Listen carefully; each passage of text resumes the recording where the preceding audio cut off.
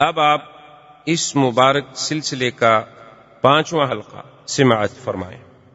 قرآن سے حدیث سے کوئی ایک لفظ تو ہمیں ملے نا، پھر اس کو پکڑنا اور پھر اس کو آگے بنانا، پھر اس کو پھیلانا، یہ ان کے لیے کوئی مشکل نہیں ہوتا۔ اللہ تبارک و تعالیٰ معاف فرمائے، آج کل جیسے آپ سنا ہوگا دیکھا ہوگا شاید انٹرنیٹ پر بھی اللہ کے قرآن کی آیات کو توڑ موڑ کے پیش کرنے کی ایک سلسلہ انہوں نے شروع کر دیا۔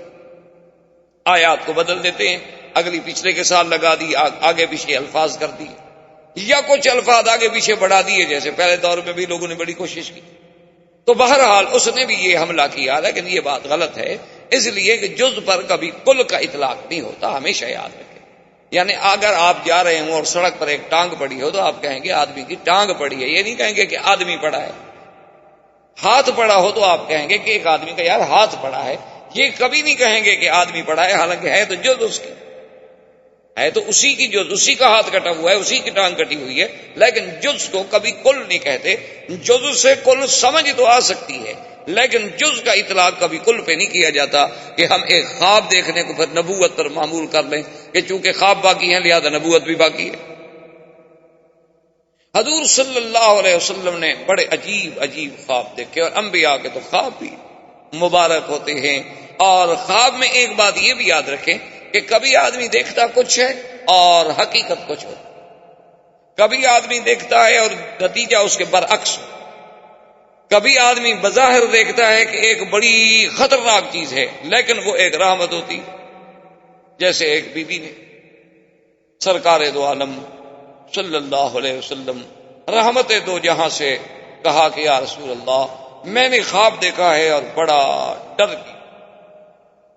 حضور نے فرمایا ماذا رأیت، کیا تم؟ انہوں نے کہا حضور میں نے دیکھا کہ آپ کے بدن کا ایک ٹکڑا کٹا، آپ کے بدن سے ایک ٹکڑا کاٹا گیا، پھر بی بی فاطمہ کے پاس آیا، پھر بی بی فاطمہ کے بدن کا ٹکڑا کٹ کے پھر میری گود میں آ گیا۔ تو حضور مجھے تو صبح سے پریشانی ہے۔ آپ نے فرمایا یہ تو بڑا اچھا مبارک خواب ہے۔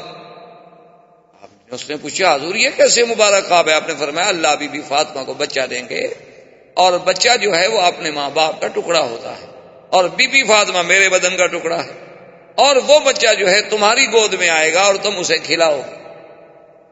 یہ تو بڑا مبارک خواب۔ اب حالانکہ بی بی صاحبہ اس کو کتنا خطرناک سمجھ رہی تھی، اور اس کی تعبیر جب حضور صلی اللہ علیہ وسلم نے دی تو وہ تعبیر کتنی خوشکن نکل آئی۔ اس لیے جیسے یوسف علیہ السلام کے خواب کا اللہ نے قرآن میں بھی ذکر کر دیا۔ تو بہرحال یہ بڑی لمبی ایک الگ رؤیا پر علماء نے تو کتابیں لکھی، مستقل کتابیں، یہ نہیں ہے کہ کوئی معمولی سی بات ہے، اس پر علماء نے تالیفات کی ہیں، کتابیں لکھی ہیں بات۔ اور پھر فن رؤیا جو ہے، تعبیر رؤیا، یہ مستقل ایک علم۔ اسی لیے حضرت یوسف علیہ السلام نے یہ بات بربنائے تحدیث نعمت کہی تھی، علمنی تعبیر الاحادیث، کہ میرے اللہ نے مجھے خواب کی تعبیر کا خصوصی علم۔ اسی لیے سرکار دو عالم صلی اللہ علیہ وسلم کبھی خواب کی تعبیر خود دیتے تھے، اور نہیں تو حضرت صدیق کو حکم فرماتے تھے کہ تم تعبیر دو، کیونکہ حضرت ابو بکر بھی فن تعبیر رویا میں بہت بڑا مقام رکھتے۔ اسی طرح تعبیر رویا پر بڑی علماء نے کتابیں لکھی، اور سب سے زیادہ مشہور کتابیں محمد ابن سیرین کی، وہ بھی تعبیر رویا میں اپنے وقت کے امام تھے، اور اللہ نے انہیں بھی بڑا عجیب علم دیا، یعنی اتنی باریک بینی سے وہ تعبیر دیتے تھے کہ ایک آدمی نے خواب دیکھا کہ میری چارپائی کے نیچے ایک تست ہے انگاروں کا بھرا ہوا، اس میں انگارے دہک رہے ہیں۔ وہ حضرت محمد ابن سیرین کی خدمت میں آیا، خواب بتایا، انہوں نے کہا کہ ٹھیک ہے بڑا اچھا خواب ہے، آپ کو بہت دولت ملے گی، ہیرے جواہرات ملیں گے۔ آپ چلا گیا۔ کچھ عرصے کے بعد ایک اور آدمی آیا، اس نے کہا کہ میں نے خواب دیکھا ہے کہ میری چارپائی کے نیچے ایک دست ہے لوہے کا، اس میں انگارے بھڑک رہے ہیں۔ تو آپ نے فرمایا بڑا خطرناک خواب ہے، تمہارے گھر کو آگ لگ جائے گی۔ وہ چلا گیا۔ تو آپ کے طلباء نے آپ سے پوچھا کہ حضرت خواب تو تقریباً دونوں آدمیوں کے ایک جیسے تھے، لیکن ایک آدمی آج سے 4 مہینے پہلے آیا تو آپ نے کہا کہ آپ کو ہیرے جواہر ملیں گے، موتی ملیں گے، پیسے ملیں گے۔ اس غریب کو کہا کہ تمہارا گھر جل جائے گا، خواب تو ایک جیسا ہے۔ انہوں نے فرمایا خواب تو ایک جیسا ہے لیکن وقت ایک جیسا نہیں۔ اس نے جب خواب دیکھا تھا تو موسم ٹھنڈا تھا، تو ٹھنڈی موسم میں آدمی آگ سے فائدہ اٹھاتا ہے، آگ مضر نہیں ہوتی، ہر آدمی آگ استعمال کرتا ہے، اور اس نے جب خواب دیکھا تو موسم گرم تھا، گرمی میں آگ دیکھے تو عذاب کی علامت ہے. تو اس لیے اس وقت کے مطابق میں نے تعبیر دی تھی، میں نے اپنی طرف سے تو کوئی تعبیر دی. تو یہ تعبیر رویا جو ہے یہ بھی ایک بہت بڑا علم. اور پھر یہ رویا کا تو سلسلہ ایسا ہے جیسے آپ نے ابتدا میں بھی پڑھا تھا اور حدیث میں بھی موجود ہے کہ حضور صلی اللہ علیہ وسلم نے فرمایا انا احدثکم، میں تمہیں بتلاتا ہوں اپنے بارے میں کہ انا دعوت ابی ابراہیم، میں اپنے ابا ابراہیم کی دعا ہوں. وانا بشارت اخی عیسیٰ، میں اپنے بھائی عیسیٰ علیہ السلام کی مبارک اور خوشخبری ہوں. وانا رؤیا امی التی رأت، اور میں اپنی ماں کا خواب ہوں جو انہوں نے دیکھا. تو حضور سے پہلے اور ساتھ یہ بھی فرمایا وَهَكَذَا أُمَّهَاتُ الْأَنْبِيَاءِ يَرَيْنَا، اسی طرح ہر نبی کی مائیں جو ہیں وہ خواب دیکھتی. تو اب حضور صلی اللہ علیہ وسلم کی زندگی میں رویا صادقہ کا ایک دور شروع ہوا کہ حضور صلی اللہ علیہ وسلم خواب دیکھتے. اور دوسری بات یہ اپنا حضور فرماتے ہیں جس کا ذکر بعد میں آپ نے کیا کہ عجیب بات ہوتی تھی کہ میں کبھی کبھی اکیلا پہاڑوں میں اور باہر گزر رہا ہوتا تو مجھے آواز سنائی دیتی جیسے کوئی مجھ پہ سلام کہہ رہا ہے، اور میں جب ادھر ادھر دیکھتا تو مجھے کوئی نظر نہ آتا. اور پھر اس کے بعد حضور صلی اللہ علیہ وسلم فرماتے حبب الی الخلاء، اب خدا کی قدرت ہے کہ مجھے علیحدہ بیٹھنے کی طبیعت چاہنے لگی کہ الگ خلوت، یعنی جسے آپ کہتے ہیں خلوت، کہ اب دل نہیں کرتا تھا کہ میں لوگوں میں بیٹھوں، بلکہ طبیعت میں یہ آ گیا تھا کہ مجھے بالکل الگ تھلگ بیٹھنا چاہیے. اور پھر حضور صلی اللہ علیہ وسلم نے اپنی علیحدہ عبادت کے لیے، اپنی یکسوئی کے لیے، اپنے سکون قلب کے لیے جو مقام منتخب فرمایا وہ غار حرا. آپ تو چونکہ مکے میں رہتے ہیں الحمدللہ، غار حرا جبل نور جسے کہتے ہیں، تو اسی کے اندر غار حرا ہے. اور وہ غار مبارک ہے کہ آدمی اندر آرام سے اس میں بیٹھ سکتا ہے. اور ویسے غار حرا پہ جانا اتنا مشکل نہیں، جیسے غار ثور پہ جانا ذرا مشکل ہے کہ وہ ذرا سفر زیادہ ہے اور چڑھائی زیادہ ہے. غار حرا پہ کوئی اتنا مشکل نہیں، اب تو راستہ بھی موجود ہے، پہلے دور میں تو راستہ بھی نہیں. حضور صلی اللہ علیہ وسلم فرماتے ہیں کہ میں بھی سیدہ خدیجہ الکبریٰ رضی اللہ تعالی عنہا سے کچھ اپنے لیے زاد راہ لے لیتا، کچھ پانی کی مشکیزہ زمزم کا لے لیا، کچھ ستو لے لیے، کچھ چنے لے لیے، کچھ کھانے کی چیزیں لے لی، اور پھر غار میں چلے گئے. اور 8 دن 10 دن اور کبھی کبھی مہینہ بھی حضور پاک غار سے نہیں ہوتے، ایک مہینہ. اور آپ ذرا اندازہ کریں کہ اس دور میں کہ نہ بجلی، نہ راستہ، نہ کمکمے، نہ روشنی، تنہائی، کالے پہاڑ، پھر اکیلا جا کے غار میں رہنا. اسی لیے کسی نے کہا تھا نا کہ وہ شمع اجالا جس نے کیا 40 برس تک غار، تو وہاں نہ روشنی ہے، نہ کھانے پینے کا انتظام ہے. حضور صلی اللہ علیہ وسلم لیکن اس تنہائی سے حضور کو اتنی محبت تھی، حضور فرماتے حب بھی بھائی دی ہے، مجھے محبوب کر دی گئی کہ بس اب میں نے اکیلا رہا. کیونکہ اللہ تبارک و تعالی وہ پروردگار عالم جس نے سرکار دو عالم صلی اللہ علیہ وسلم کے سر پہ ختم نبوت کا، رسالت کا، نبوت کا اور ساری انسانیت کی ہدایت کا، معلم ہونے کا تاج سر پہ پہنانا تھا، اللہ نے پھر اپنے نبی کو ہر لحاظ سے تیار تو کرنا. یعنی آپ دیکھیں ہر لحاظ، کبھی آپ کی بچپن میں، کبھی دور رضاعت میں، کبھی بچپن میں دل صاف کیے جا رہے ہیں، جنت سے ایمان و حکمت لا کے بھری جا رہی ہے، اور ایک چھوٹا ٹکڑا نکال کے ڈالا جا رہا ہے کہ ہادہ حضرت شیطان، یعنی اندر سے باہر سے جسمی، اسمی، بدنی، روحانی، ہر طرح سے اللہ پاک اپنے پاک پیغمبر کو تیار فرما رہے ہیں. نبوت رسالت یعنی بولنے میں حضور صلی اللہ علیہ وسلم کی زندگی 40 سال میں کسی کو آپ نے گالی دی. یعنی آپ اندازہ فرمائیں، آپ غار میں بیٹھے ہیں. اچھا پھر غار کا انتخاب کرنا، اور بھی تو مکے میں پہاڑ تھے، کوئی مکے میں ایک پہاڑ ہے، یہ تو پہاڑوں سے گھرا ہوا ملک ہے، ہر طرف پہاڑ تھے. اچھا کعبۃ اللہ کے بالکل قریب ترین پہاڑ تو جبل ابی قبیس ہے، اور اول جبل وضع علی الارض، سب سے پہلا پہاڑ جو دنیا میں رکھا گیا وہ جبل ابی قبیس ہے.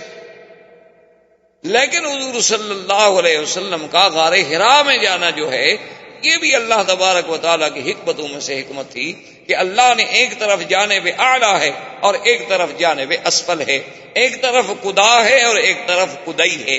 یہ مسفلہ کا علاقہ جو ہے یہ قدئی کہلاتا ہے، یہ نیچے والا ہے، اور یہ قدا ہے، یہ اعلیٰ کہلاتا ہے، اسی لیے جنت المعلی یہ اونچا طرف۔ اور دیکھیں کہ جب نبوت کے لیے وقت آیا تو غار حرا کا انتخاب ہوا، اور جب ہجرت کے لیے وقت آیا تو غار ثور کا انتخاب ہوا۔ یعنی ایک طرف جو ہے مقام علو ہے، اعلیٰ جانب میں بٹھایا گیا۔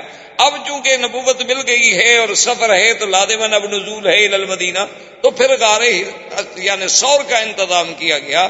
اور یہ بات بھی دیکھیں علماء نے لکھا ہے، اور یہ بات بقائے حقائق ہیں، یعنی محض تخیل اور محبت اور پیار میں ایک فسانہ نہیں، کہ غار حرا پر اگر بیٹھ کے نظر ڈالیں تو سیدھی کعبۃ اللہ پہ نظر پڑتی۔ یہ تو اب درمیان میں مکانات آ گئے، بلڈنگیں آ گئی، حالات بدل گئے، رخ بدل گئے، ورنہ یہ ہے کہ وہاں سے سیدھا کعبہ نظر آتا تھا، اور غار ثور میں بیٹھ کے اگر دیکھیں تو سیدھا کعبہ نظر آتا تھا۔ دونوں طرف سے اللہ تبارک و تعالی نے ایسا سلسلہ بنا دیا کہ حضور اگر دیکھنا چاہیں تو کعبے کو بھی دیکھتے رہے اور عبادت بھی فرماتے رہے۔ اور سرکار دو عالم صلی اللہ علیہ وسلم جب ذات راہ ختم ہو جاتی تو آپ پھر تشریف لے آتے سیدہ خدیجہ رضی اللہ تعالی عنہا کے پاس، اور اس وقت کچھ حالات اگر ہوتے مکے کے تو اس میں بھی حضور دخل عطا فرماتے، اور کسی غریب کی مدد ہوتی، کسی بیوہ کی، کسی یتیم کی، کسی مسکین کی، یعنی اتنی حضور صلی اللہ علیہ وسلم کو ہر وقت خیال رہتا تھا کہ بی بی خدیجہ کہتی ہیں کہ ایک دن دخل علیہ رسول اللہ صلی اللہ علیہ وسلم، سرکار دو عالم میرے پاس آئے، لیکن بہت ہی حزین تھے اور بہت ہی غم تھا آپ کی طبیعت پہ، آپ کے چہرے مبارک پہ غم، بالکل غم واضح تھا۔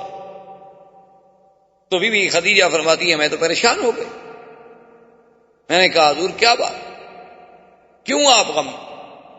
حضور نے فرمایا خدیجہ آج میں نے کچھ اتنے مسکین لوگ دیکھے، اتنے غریب لوگ دیکھے ہیں جن کے بدن پہ کپڑا نہیں، جن کے کھانے کے لیے کچھ روٹی نہیں، اور جن کے پاؤں میں پہننے کے لیے جوتے نہیں۔ ان کی غربت کو دیکھ کر میرا طبیعت جو تھی اس پہ اثر ہو گیا، مجھے غم آ گیا کہ میں ان کی کیا بات کروں۔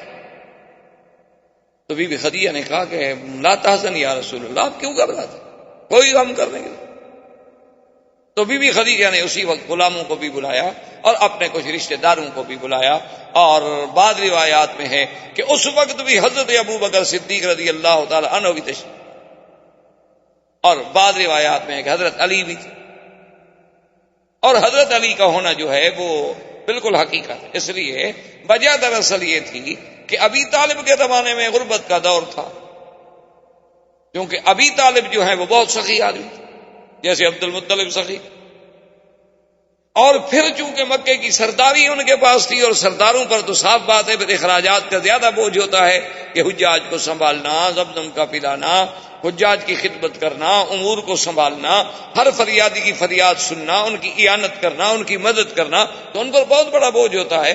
تو حضرت ابی طالب کا یہ عالم ہو گیا تھا کہ اچھی طرح سے اپنی پوری اولاد کو کھانا بھی نہیں دے سکتے۔ تو اس وقت ابی طالب کے کچھ عزیز، کچھ رشتہ دار بنو طالب جو تھے، بنی ہاشم جو تھے وہ کٹے ہوئے، ان میں حضور بھی تھے صلی اللہ علیہ وسلم۔ انہوں نے آ کر ابو طالب سے یہ کہا کہ یا رسول اللہ صلی اللہ علیہ وسلم، ہم یہ چاہتے ہیں کہ ابی طالب کے پاس چلیں۔ ابی طالب کے پاس آئے، ان سے کہا کہ ابو طالب تم سردار ہو ہم سب کے، اور بنو ہاشم کا ناک ہو، تمہارے ساتھ ہی ہماری عزت وابستہ ہے، اور ہمیں پتہ ہے کہ آپ کو بڑی تکلیف ہے، آپ اتنے اخراجات کے متحمل نہیں ہو سکتے، تو آپ ایسا کریں کہ ایک ایک بچہ جو ہے نا اپنا ہمیں دے، کہ مختلف گھر ہیں، ہر بچے کی ذمہ داری ایک گھر اٹھا لے گا، وہ اس گھر میں رہے گا، کھائے گا، پیے گا، آئے گا آپ کے پاس، تو آپ سے بوجھ جو ہے وہ بٹ جائے گا۔ تو انہوں نے کہا کہ اچھا فترکوا لی عقیلا، میرا ایک بیٹا عقیل بڑا جو ہے اس کو تو میرے پاس رہنے دو، اور باقی بچے ٹھیک ہے، تم بھی تو چاچے ہو، خالہ ہو، ماموں ہو، عزیز ہو، کوئی فرق نہیں پڑتا، تم لے جاؤ۔ تو حضرت علی حضور کے گھر میں آ گئے، اس وجہ سے تو وہ بی بی خدیجہ کے گھر میں تربیت رہتے ہیں۔ یعنی یہ بھی اللہ کی حکمتیں تھیں کہ اللہ نے حضرت علی کو حضور صلی اللہ علیہ وسلم کے قریب کرنا. تو حضرت علی رضی اللہ تعالیٰ عنہ کا جو بچپن ہے ابتدائی، وہ سارا سیدہ خدیجہ کے گھر میں گزرا اور قربت رسول پاک صلی اللہ علیہ وسلم. تو لہذا یعنی یہ بات بعید نہیں ہے کہ اس وقت حضرت علی بھی تھے.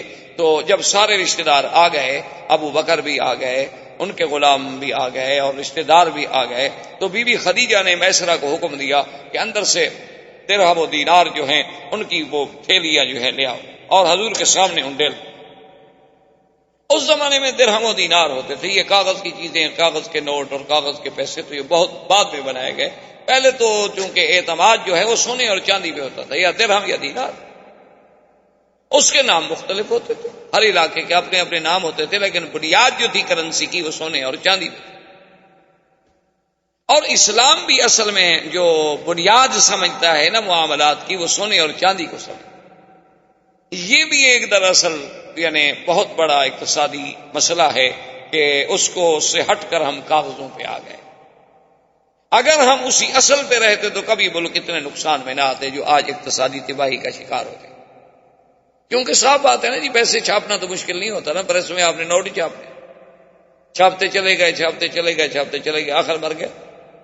لیکن جب ہوتا ہی سونا چاندی تو آپ کہاں سے لے آتے سونا چاندی؟ جتنا ہوتا اتنی پاؤں پھیلاتے آپ. اسی لیے علماء لکھتے ہیں نا کہ اگر آپ نے آج سے 40 سال پہلے شادی کی تھی اور اپنی بیوی کو کہا تھا کہ میں 10,000 روپے حق مار دوں گا، تو آج اس 10,000 کی کیا حیثیت ہے جناب؟ اس وقت تو 10,000، 40 سال پہلے تو 10,000 ایک بہت بڑی بات تھی. لیکن وہ آپ نے ادا کیے 40 سال بعد، اب تو وہ 10,000 یعنی 10 روپے کے برابر بھی نہیں رہے.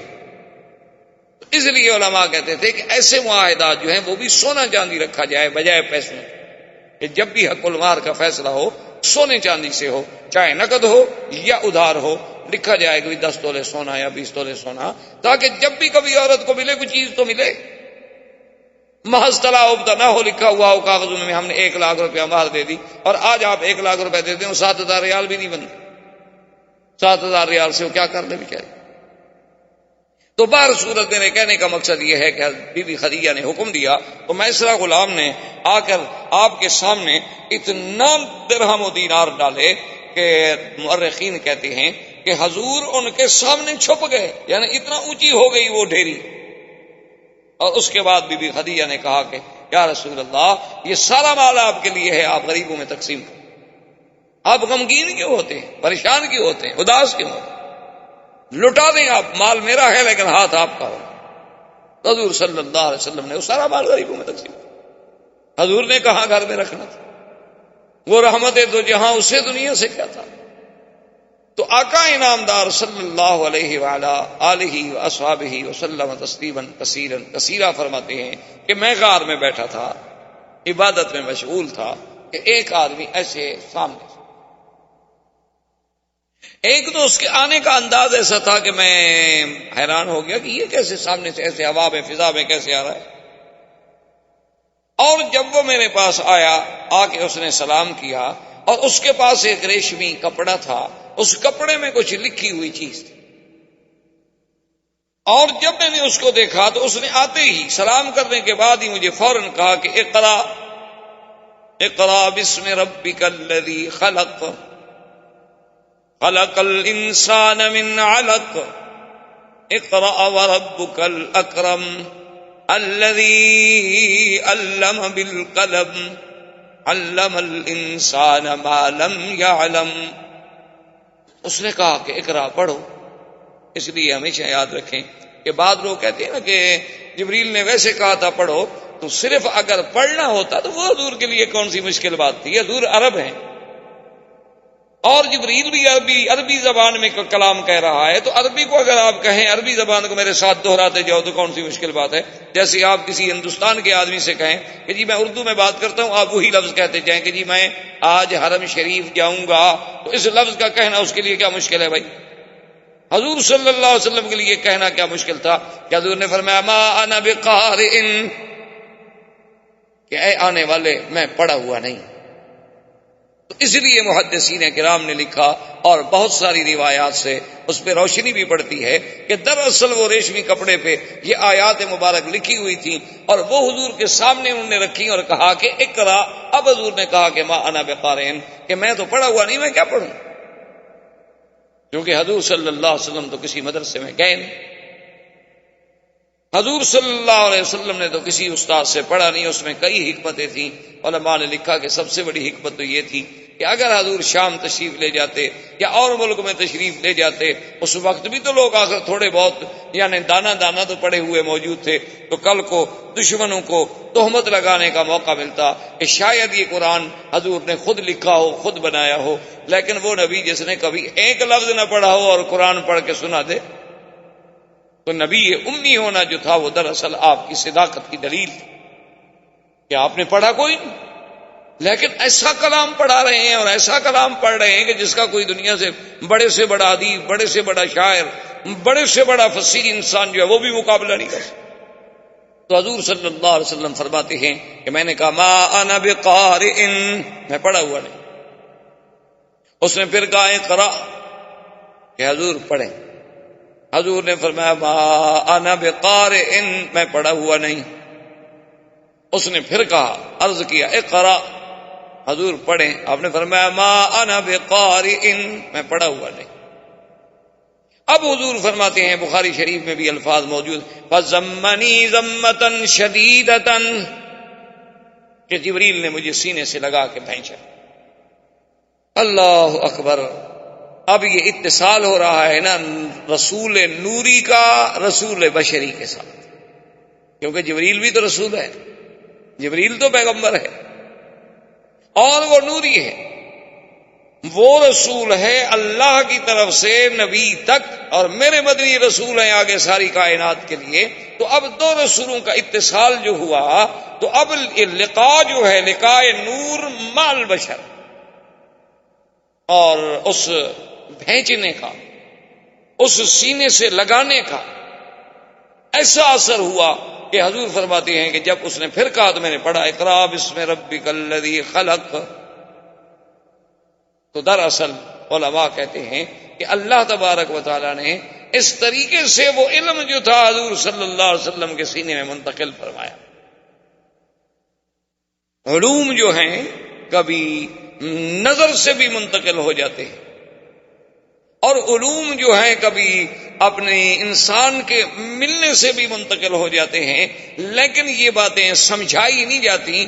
یہ وہ باتیں ہیں جن کا وقائع اور حقائق سے تعلق ہے. جب تک آدمی اس میں سے خود نہ گزرے وہ سمجھ نہیں سکتا.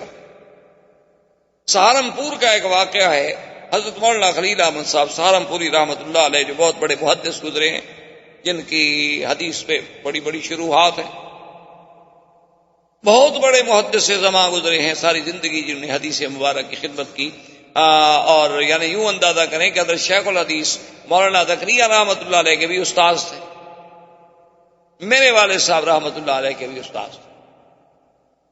تو اس دور میں ایک رواج تھا کہ دارالعلوم دیوبند کے علماء آتے تھے سہارنپور کا امتحان لینے کے لیے، اور سہارنپور کے علماء جاتے تھے دارالعلوم دیوبند کے امتحان لینے کے لیے. کیونکہ دینی مدارس سے آپس میں امتحان ہوتے تھے، کوئی ڈگری شگری کا تو مسئلہ ہوتا نہیں تھا. یہ ڈگریاں اور شہادات اور یہ تو کوئی مسئلہ ہی نہیں تھا، کیونکہ ان کے تو مطمع نظر یہ ہوتا تھا کہ ہمارے مدرسے سے نکلنے والا آدمی کہیں سرکاری نوکر نہ بن جائے. اگر ہم نے اس کو ڈگری دے دی جا کے نوکری کر لے گا، پھر ہمارا مشن جو ہے وہ ختم. اس لیے وہاں کوئی ڈگری شگری نہیں ہوتی. اور جدید لوگوں کے دماغ میں یہ بھوت سوار ہو گیا کہ ان مولویوں کو آتا کچھ نہیں، ان کے پاس ڈگری تو ہوتی نہیں.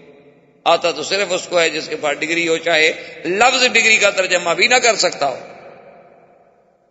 یعنی اس سے کہو کہ جو تمہارے پاس ڈگری ہے، ڈپلوما ہے، اسی کا لفظ کا تو ترجمہ کا تو کیا بنتا ہے، شاید وہ بھی نہ کر سکے. لیکن چونکہ اس کے پاس ڈگری ہے اور مولوی غریب کے پاس ڈگری نہیں. اصل وجہ یہ ہوتی تھی کہ علماء نے یہ سلسلہ رکھا تھا. آج آپ نے دیکھ لیا نا جی، ہمارے مدارس دینیہ کے جو مدارس ہیں، اب وفاق المدارس کی سند جو ہے وہ ایم اے کے برابر ہو گئی. سب لوگ سکولوں میں چلے گئے، علم ختم. سکولوں میں بیٹھے ہوئے وہیں پڑھا رہے ہیں الف انار بے بلی، اے حکا کاف کتا. کیوں؟ انگریز نے جو یہی پڑھایا تھا، اے ایپل.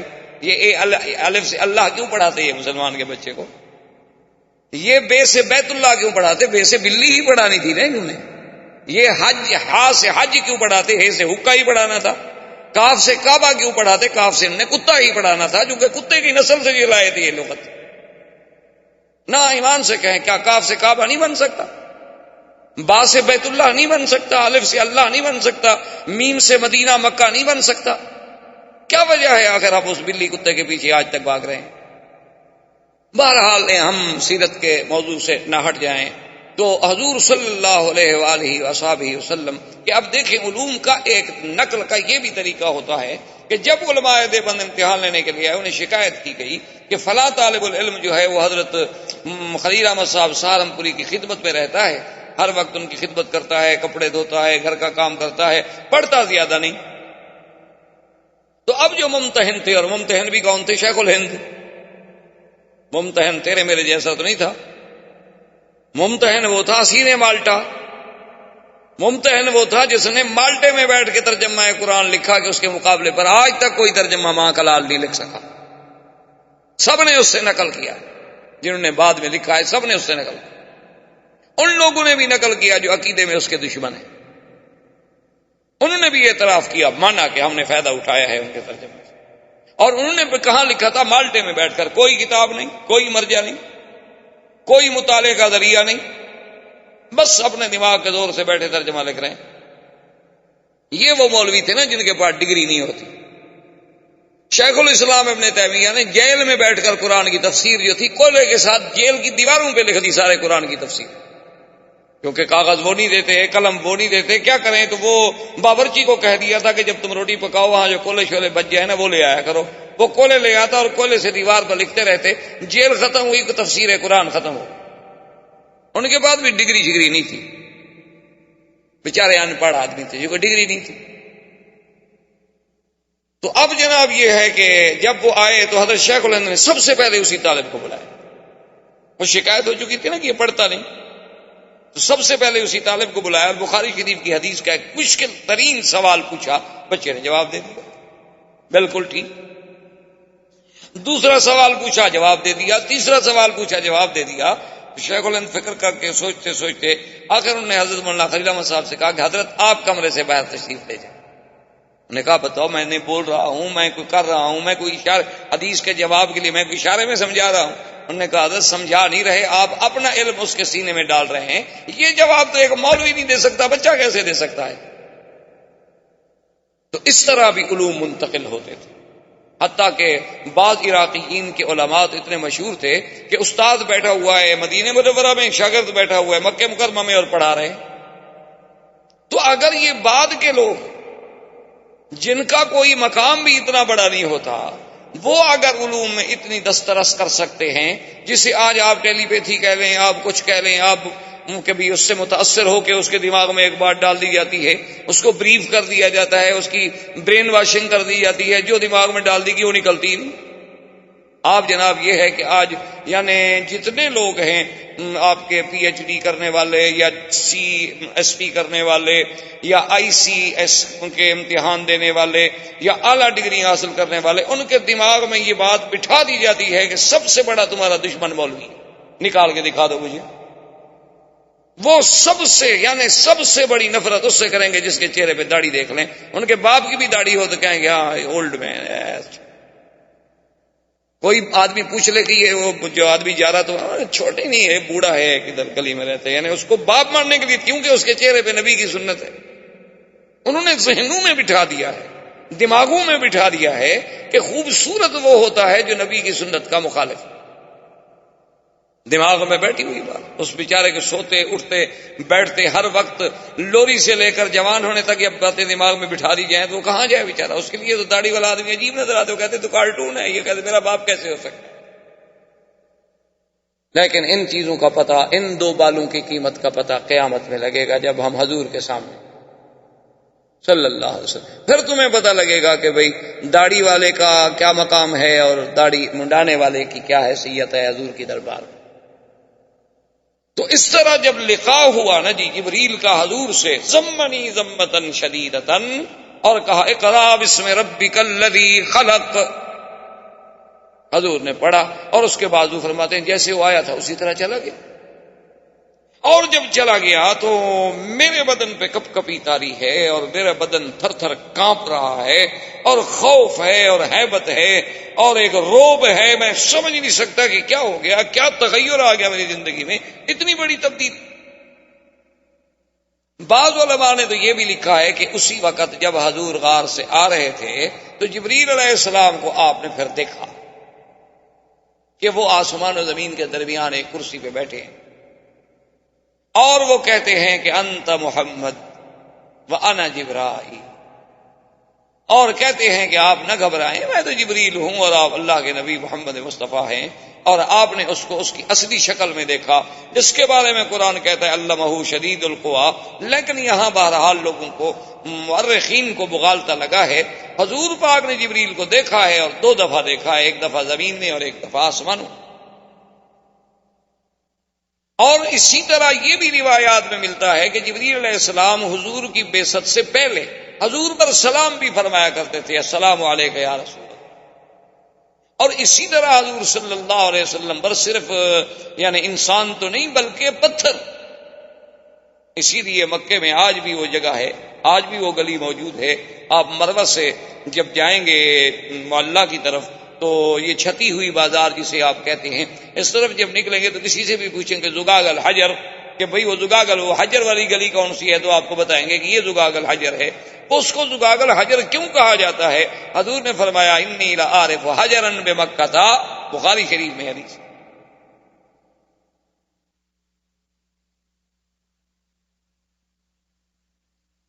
فرمایا انی لعارف حجرا بمکہ یسلم علی قبل ان بعثت او کما قال النبی صلی اللہ علیہ وسلم.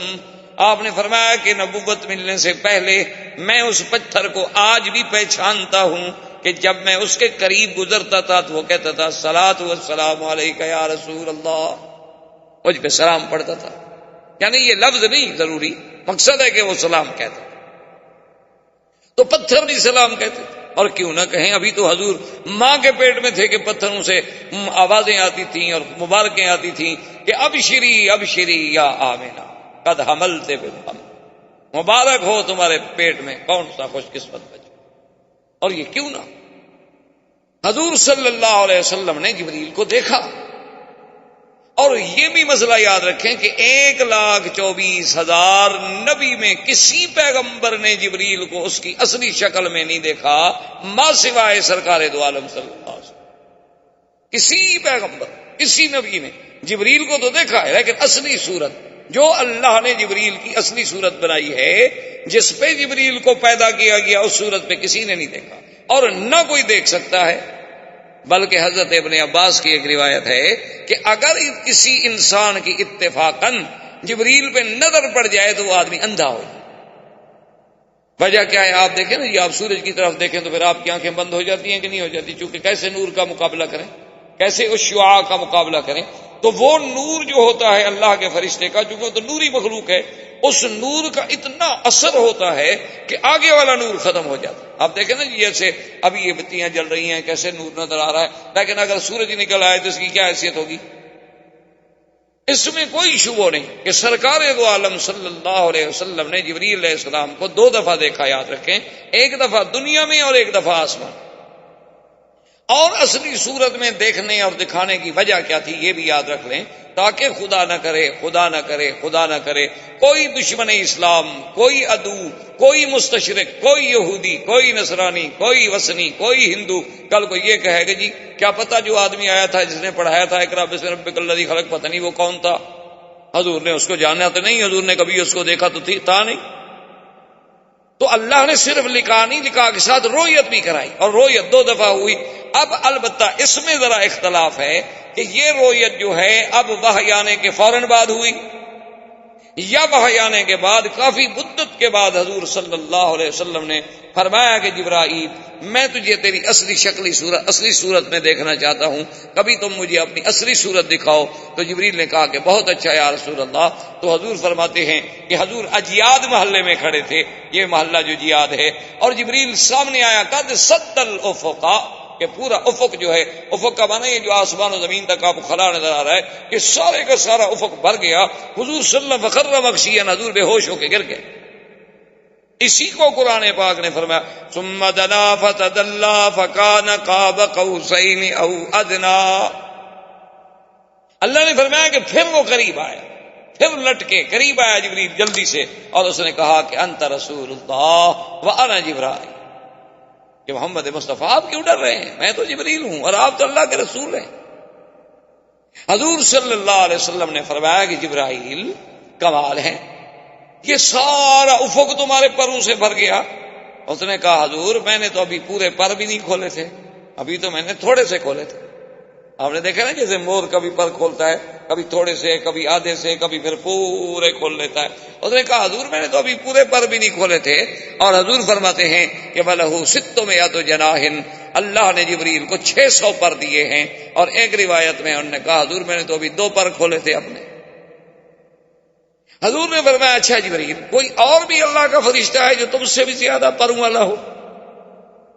اس نے عرض کیا کہ یا رسول اللہ اور اللہ کے بڑے فرشتے ہیں جن کے 5,000 5,000 پر ہیں، میرا تو صرف 600 پر ہے.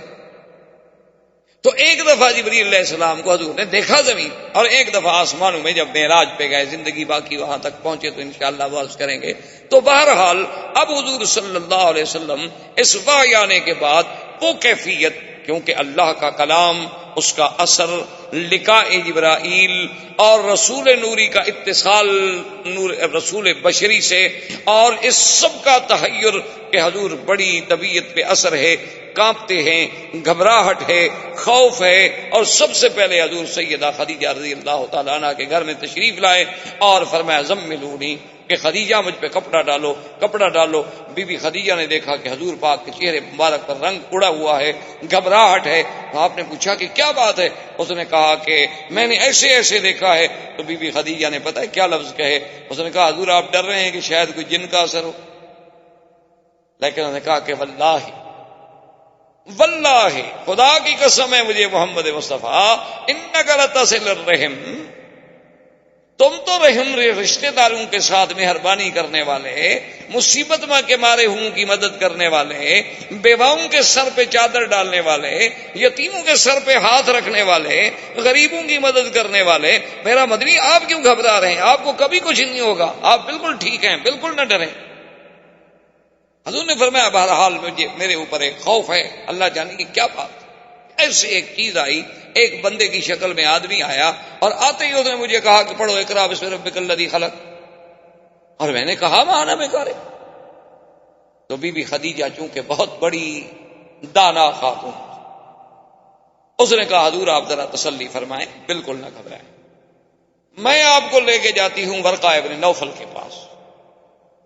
اس زمانے میں ورقہ ابن نوفل جو ہیں وہ دین نصارہ پہ، یعنی نصرانیت کے دین پہ تھے، اور صحیح دین پہ تھے، عیسیٰ علیہ السلام کی صحیح ماننے والے تھے. یعنی وہ نہ مشرک تھے اور نہ عیسیٰ علیہ السلام کو خدا مانتے تھے، بالکل صحیح عیسیٰ علیہ السلام کی رسالت اور نبوت اور دین کے قائل تھے. اسی طرح ایک اور تھے ساعدہ، وہ بہت بڑا حکیم تھا، اور اس کے جناب طب اور اس کے اثرات ایسے تھے کہ جنگل کے شیر آگے اس کے ساتھ بیٹھے رہتے. جنگل کے شیر، چیتے، بگیاڑ، جنگل کے جانور، اور ان کو کہتا چلے جاؤ چلے جاتے، کہتے بیٹھ جاؤ تو بیٹھ جاتے. تو بی بی خدیجہ کا رشتہ بھی تھا ورقہ ابن نوفل سے، قرابت داری بھی تھی.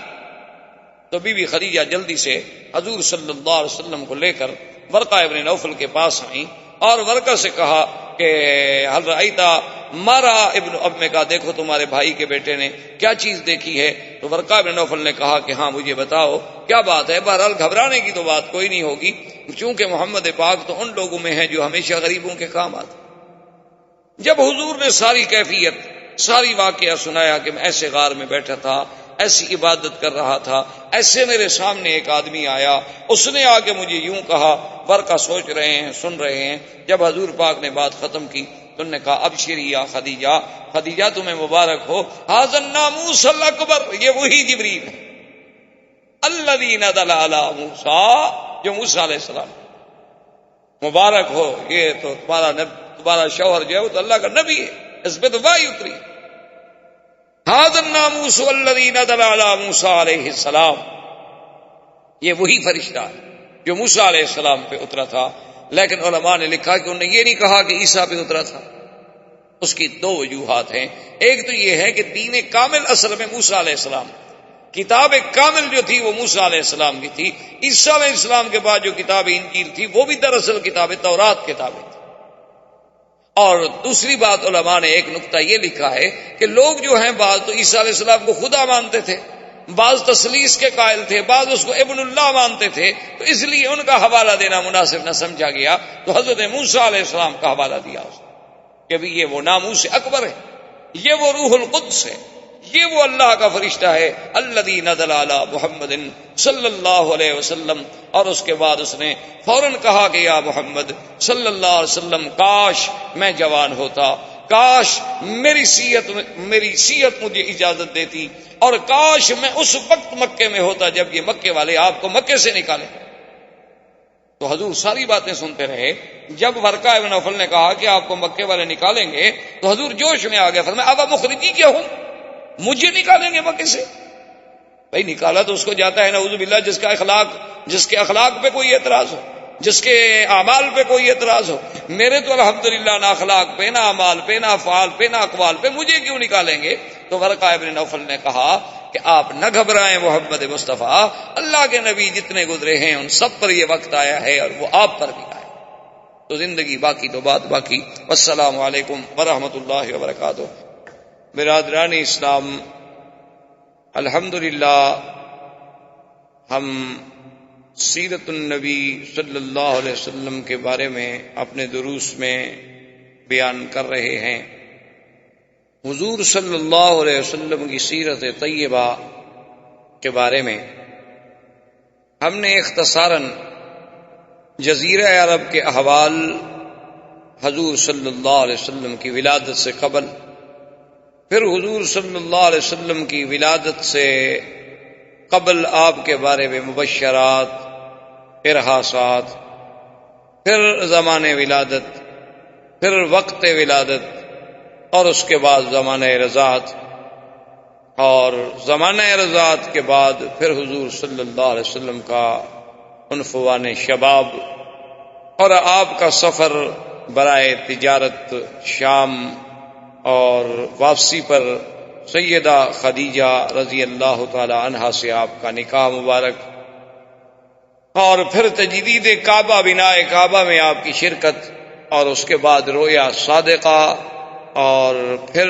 وہ گھڑی، وہ ساعت مبارک اور وہ عظیم الشان وقت جو باعتبار ظاہر کے بھی رحمت تھا اور باعتبار باطن کے بھی رحمت تھا، کہ رمضان المبارک میں اور غار حرا میں، جبل نور پہ، حدود حرم میں اللہ کے پیغمبر پر وہ اللہ کا فرشتہ جو انبیاء اور اللہ کے درمیان میں قاصد ہے، رسول ہے، وہ رسول نوری ہے، اور وہ سب سے پہلی وحی لے کر میرے آقا سرکار دو عالم صلی اللہ علیہ وسلم پہ اترا.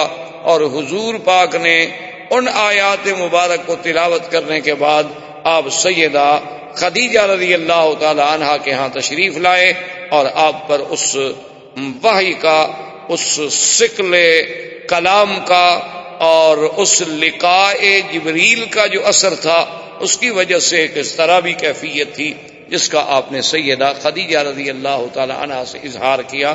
تقریباً ہم نے یہاں تک اپنے دروس میں بیان کیا. اور سب سے پہلی بات تو یہ سمجھیں کہ وحی جو ہے، جب تک وحی نہ ہو اس وقت تک اللہ کا نبی نہیں کہلاتا. حالانکہ فیصلہ تو اللہ تقدیر میں کر چکے ہوتے ہیں، کیونکہ اللہ کے علم میں ہر چیز ہے. اللہ کو پتا ہے کہ ہم نے کس کس کو نبوت دینی ہے، کس کو رسول بنانا ہے، اور کس پیغمبر نے کس زمانے میں مبعوث ہونا ہے، کتنا دن اس نے دنیا میں رہنا ہے اور کب، یہ سب اللہ کے علم ہے. لیکن جب ان کی بعثت کا زمانہ قریب آتا ہے، تو جب وحی نازل ہوتی ہے تو اب ان کو نبوت ملتی ہے. یعنی وقت بعثت کا تعلق جو ہے وہ وحی سے. اب وحی کیا چیز ہوتی ہے؟ وحی کا معنی ہوتا ہے کہ کسی کلام کا، کسی کلام مخفی کا بڑے مخفی طریقے سے کسی تک پہنچانا، اس کو کہتے ہیں وحی۔ اور اللہ جو اپنے نبیوں پہ وحی فرماتے ہیں اس کے پھر یعنی اقسام۔ ایک تو وحی کا طریقہ یہ ہوتا ہے کہ اللہ تبارک و تعالیٰ اپنی قدرت سے پیغمبر کے سینے میں بات ڈال دیتے ہیں، یہ بھی ایک وحی ہے۔ اور ایک طریقہ یہ ہوتا ہے کہ اللہ کا فرشتہ وحی لے کے آتا ہے، لیکن وہ اللہ کے حکم سے پیغمبر کے دل پہ القاء کرتا ہے۔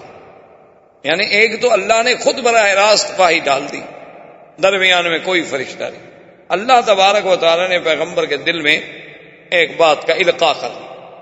دوسرا طریقہ یہ ہے کہ آیا تو فرشتہ، اترا تو فرشتہ لے کر وہ وحی، لیکن اس نے کہا اللہ تبارک و تعالیٰ کے پیغمبر کے دل پر اللہ کے حکم سے اس وحی کو اتار دیا، جیسے کہ قرآن پاک نے ایک مقام پہ اس کی وضاحت بھی کی ہے، فرمایا نزل به الروح الامین علی قلبک لتکون من المنذرین، آپ کے دل مبارک۔ یہ دو۔ اور تیسری صورت یہ ہوتی ہے کہ وہ فرشتہ کسی انسان کی شکل میں آ کر اللہ کے پیغمبر کے آمنے سامنے بیٹھ کے وہ وحی سناتا ہے۔ اور سب سے آسان صورت یہی ہوتی کہ جب فرشتہ کسی انسانی شکل میں اللہ تبارک و تعالیٰ کے پیغمبر کے سامنے آئے اور آ کے بات کرے اور اللہ تبارک و تعالیٰ کا پیغام پہنچائے۔ تو جبریل علیہ السلام جب پہلی دفعہ آئے ہیں تو وہ اسی صورت میں آئے، یعنی جبریل علیہ السلام جب آئے وحی لے کر، جب سب سے پہلی وہ 5 آیتیں مبارک جو تھیں اقرا بسم ربک الذی خلق، وہ نازل ہوئی تو جبریل ایک انسانی شکل میں آئے، لیکن چونکہ حضور صلی اللہ علیہ وسلم نے پہلے جبریل کو دیکھا نہیں تھا اور اس سے پہلے کبھی آپ پر وحی نہیں اتری تھی، اور پھر اللہ کے کلام کا جو اثر ہوتا ہے وہ کوئی معمولی سا اثر تو نہیں ہوتا۔ صحابہ کہتے ہیں کہ ہم نے اپنے آنکھوں سے دیکھا کہ حضور اگر اونٹنی پہ بیٹھے ہیں اور وحی اترنی شروع ہوئی تو اونٹنی کھڑی نہیں ہو سکتی تھی، بیٹھ جاتی۔ حضرت زید رضی اللہ تعالی عنہ صحابی ہیں رسول پاک کے صلی اللہ علیہ وسلم، اور بڑے علماء صحابہ میں سے، قرائے صحابہ میں سے ہیں، یعنی یہ وہ شان والا صحابی ہے جس کو قرآن جمع کرنے کی ڈیوٹی جو تھی سیدنا ابو بکر صدیق رضی اللہ تعالیٰ نے لگائی۔ وہ کہتے ہیں کہ ایک دفعہ حضور کے ساتھ میں بیٹھا تھا اور حضور صلی اللہ علیہ وسلم نے اپنی ران مبارک جو تھی وہ میری فخذ پہ رکھی ہوئی تھی، میری ران پہ رکھی ہوئی تھی، وحی نازل ہونے لگی، قریب تھا کہ میری ٹانگ ٹوٹ جاتی۔ تو بہرحال جب جبریل علیہ السلام آئے وحی لے کر، اور اسی میں پھر اللہ تبارک و تعالی نے اپنی رحمتوں سے یہ بھی انتظام فرما دیا، اور یہ شرف بھی صرف آمنہ کے لال کو ملا صلی اللہ علیہ وسلم، کہ جبریل علیہ السلام کو اس کی اصلی صورت میں دکھلایا گیا 2 دفعہ میرے مدنی صلی اللہ علیہ وسلم، اور کسی نبی نے نہیں دیکھا۔ اچھا اس کی وجہ کیا تھی؟ وہ تو نبی کے بعد نبی آتا ہے، ایک پیغمبر آئے، اس کے بعد دوسرے نبی آئے، تو دوسرے آنے والے نے پہلے نبی کی تصدیق کر دی۔ اب حضور صلی اللہ علیہ وسلم جو کہ آخری نبی ہیں، خاتم الانبیاء ہیں، خاتم المرسلین ہیں، اللہ کے کروڑوں صلاۃ و سلام حضور کی ذات اقدس پر، آپ کے بعد تو نبی کوئی نہیں، اور عیسیٰ ابن مریم جب اتریں گے تو قیامت قریب آ جائے گی، تو یہ درمیان میں جو ہزاروں سال کا وقفہ ہے اس میں تو کوئی نبی نہیں۔ تو لازماً جو غلط قوتیں ہیں، یعنی اعداء اسلام ہیں، اعداء دین ہیں، وہ چاہے یہودی ہوں، نصرانی ہوں، وہ چاہے ہندوز ہوں، وثنی ہوں، کوئی ہوں، الکفر ملۃ واحدہ، تو ان کے پاس یہ سب سے بڑا ہتھیار تھا کہ جی آپ کہتے ہیں کہ جبریل میرے پاس آئے، تو آپ نے کیا جبریل کو دیکھا بھی تھا؟ اسی لیے جب علماء سے آپ علم پڑھتے ہیں تو اس کو کہتے ہیں سند، تو اس سند کا اتصال دیکھا جاتا ہے کہ میں نے مثلا کس سے پڑھا بھی ان خیر محمد، اور خیر محمد نے کس سے پڑھا بھی ان خلیل احمد سہارنپوری، خلیل احمد سہارنپوری نے کس سے پڑھا جی ان شیخ محمود الحسن دیوبندی، انہوں نے کس سے پڑھا جی، تاکہ وہ سند پہنچے گی امام بخاری تک، اور پھر امام بخاری سے حضرت محمد رسول اللہ تک صلی اللہ علیہ وسلم۔ تو اس لیے اب اللہ نے یہ تو ہوتی نا، اب یہ قرآن کی سند ہے کہ قرآن اتارنے والے کون ہیں؟ اللہ پاک، لانے والے کون ہیں؟ جبریل، اور اتارا کس کے بھی گیا؟ حضور صلی اللہ علیہ وسلم۔ تو اس لیے اللہ تبارک و تعالی نے قرآن پاک میں یہ بھی ارشاد فرما دیا، جیسے آپ نے سورۃ النجم میں پڑھا ہے کہ والنجم اذا ہوا ما ضل صاحبکم وما غوی وما ينطق عن الهوى ان هو الا وحی یوحی علمہ شدید القوى ذو مرۃ فاستوى وهو بالافق الاعلى ثم دنا فتدلى فكان قاب قوسين او ادنى فاوحى الى عبده ما اوحى۔ اللہ نے فرمایا کہ ہم نے جو فرشتہ اتارا وہ فرشتہ شدید القوا ذو مرۃ، اتنی قوت والا طاقت والا فرشتہ کہ اس کے بارے میں آپ تصور نہیں کر سکتے، کہ جس کو اللہ نے حکم دیا لوط کی بستیوں کو اٹھا کے آسمان تک لے گیا۔ وَهُوَ بِالْأُفُقِ الْأَعْلَى، حضور کو زمین پر بھی دکھایا گیا۔ اور قرآن کہتے ہیں وَلَقَدْ رَآهُ نَزْلَةً أُخْرَى عند السدرۃ المنتہی، اللہ نے پھر جبریل کو اس کی اصلی صورت میں سدرۃ المنتہی کے پاس میرے مدنی پاک کو آسمانوں میں بھی دکھایا، تاکہ اب اتصال سند ہو جائے، اتصال ہو جائے کہ میرے مدنی نے جبریل سے پڑھا، جبریل نے خدا سے پڑھا، اور جس سے پڑھا اس کو دیکھا بھی۔ یہ نہیں کہ کل کوئی کہہ سکے جی پتہ نہیں کون آیا تھا آپ کے پاس۔ اور اسی طرح دوسری بات یہ بھی سمجھیں کہ دشمن یہ بھی کہہ سکتے ہیں کہ جی کوئی ضروری ہے کہ جبریل اترا ہو، کوئی جن آیا ہو؟ اس کی کیا دلیل ہے کہ وہ جبریل تھا؟ کیونکہ اعداء جو ہوتے ہیں، دشمن جو ہوتے ہیں، انہیں تو ایک موقع کی انتظار ہوتی ہے کہ ہمیں بس کوئی بات کہنے کا موقع مل جائے، تاکہ ہم اسلام کے خلاف اور قرآن کے خلاف اپنا زہریلی سازش جو ہے اس کو پایہ تکمیل تک پہنچا سکیں۔ تو ان کے اعتراضات جو ہیں وہ یہ ہوتے ہیں کہ جناب جب جبریل آیا، حضور نے ہی آگے کہا نا کہ ایک آدمی تھا، اور پھر اس کے بعد کیا پتہ ہے وہ جن ہو، اور جن بھی تو ہر شکل بنا سکتے۔ تو اس لیے علماء نے کہا کہ ایک تو اللہ نے حضور کو اس کی اصلی صورت میں دکھلا دیا تاکہ کسی کا شبہ نہ رہے۔ اب اگر کسی کا حضور پر ایمان ہی نہیں ہے تو اس کو تو سمجھانے کا کوئی فائدہ ہی نہیں، جب وہ نبی کو مانتا ہی نہیں، خدا کو نہیں مانتا، اس کا کیا سمجھانا۔ اور دوسری بات یاد رکھیں یہ ہے کہ اگر جن نہ آئے تو جن پھر اس قسم کا پاکیزہ کلام لے کر تو نہیں آتا، جن اس قسم کی مقدس بات لے کر تو نہیں آتا۔ جن تو عفریت من الجن والی بات ہے، وہ تو شیاطین ہیں، وہ تو گمراہی کے لیے آتے ہیں۔ اور تیسری بات یہ ہے کہ جن تو خود اتنی پریشانیوں میں مبتلا تھے کہ حضور صلی اللہ علیہ وسلم کی بعثت کے ساتھ ان کی آسمانوں پہ پہرے لگ گئے، ان کا نظام درہم برہم ہو کے رہ گیا، حتیٰ کہ مورخین نے اعتراف کیا ہے کہ ایک عورت تھی، اس پہ ایک جن عاشق تھا، تو وہ جن آیا اور اس کے گھر کے درخت کے اوپر پرندے کی شکل میں بیٹھا تھا۔ اس نے پہچان لیا عورت نے کہ تو وہی جن ہے، کبھی پرندہ بن کے آتا ہے، کبھی انسان بن کے آتا ہے۔ تو اس نے کہا لماذا لا تنزلوا بنا، آؤ اترو ہمارے پاس رہو۔ اس نے کہا تمہیں پتہ نہیں ہے کہ ایک نبی پیدا ہو چکا ہے، تمہیں پتہ نہیں ہے کہ آج جن کے سال میں پڑے، اور تمہیں پتہ نہیں کہ اس نبی کی شریعت میں زنا حرام ہے۔ تو جنوں کا یہ عالم تھا۔ تو اس لیے ایک ہوتا ہے محض شبہات پیدا کرنا، ایک ہوتا ہے نظر انصاف سے کسی بات کا دیکھنا۔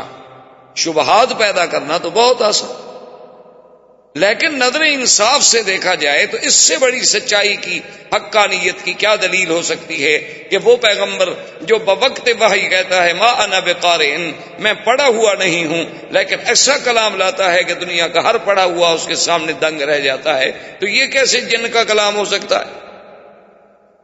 تو بی بی سیدہ خدیجہ رضی اللہ تعالی عنہ ورقہ ابن نوفل کے پاس لے گئیں۔ ورقہ ابن نوفل نے جب ساری کہانی سنی تو اس نے کہا ابشری یا خدیجہ، نزل علیہ الناموس الاکبر ونزل علیہ الذی نزل علی موسیٰ علیہ السلام، کہ مبارک ہو یہ جو واقعہ بتلا رہے ہیں ان پر تو وہی ناموس اکبر، وہی روح الامین، وہی اللہ کا فرشتہ اترا ہے جو حضرت موسیٰ علیہ السلام پہ اترا۔ اور یہاں یہ بات بھی یاد رکھیں کہ حضور کی بعثت سے پہلے کچھ لوگ ایسے بھی تھے مکے میں جو موحد تھے، اللہ کی توحید کو مانتے تھے، لیکن بیچاروں کو تفصیل کا پتہ کوئی نہیں، جیسے ورقہ ابن نوفل، یہ بھی دین نصارہ میں تھا، یہ بت پرست نہیں تھا، یہ بتوں کو سجدہ نہیں کرتے. اسی طریقے سے اور عمرو بن نفیل تھا، اسی طریقے سے قص بن قیس بن ساعدہ تھا. یہ وہ لوگ تھے جو دعوت توحید دیتے تھے، لوگوں کو کہتے تھے کہ دین حنیف اختیار کرو، دین ابراہیم علیہ السلام اختیار کرو.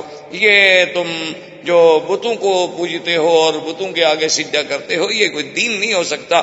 یہ کیسا دین ہے کہ آدمی اپنے ہاتھوں سے بت بنائے اور ان کو آ کے رکھ دے اور ان کو پھر دیوی دیوتا سمجھ کے پوجنا شروع کر دے. یہ بات نہ عقل میں ہے اور نہ نقل میں ہے. ان چیزوں سے بچ جاؤ. اور بڑی عجیب عجیب کیسے ابن ساعدہ عجیب عجیب باتیں کرتا تھا.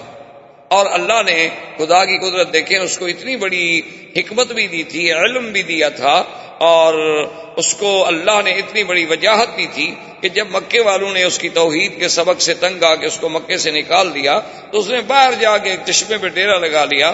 اس چشمے پہ جنگل کے درندے آتے، شیر آتے، چیتے آتے، بگیاڑ آتے، پانی پیتے، اس کے ساتھ بیٹھے رہتے. اور کبھی کبھی اگر ایک جانور پانی پی رہا ہوتا اور دوسرا اس کے اوپر کوشش کرتا اس سے آگے پانی پینے کی، تو وہ ان کو ڈانٹتا اور مارتا اور کہتا ہے اس کو پانی پینے تو کیوں زیادتی کر رہے ہو. یعنی اس کا حکم جو ہے وہ درندوں اور چرندوں پہ بھی چلتا تھا، لیکن وہ توحید پہ تو رہے، لیکن ان کی دعوت میں اتنی اثر پیدا نہیں ہو سکا. اب حضور صلی اللہ علیہ وسلم کی جب آپ نے ورقہ ابن نوفل کی باتیں سنی تو ورقہ نے ایک خاص بات یہ بھی کی.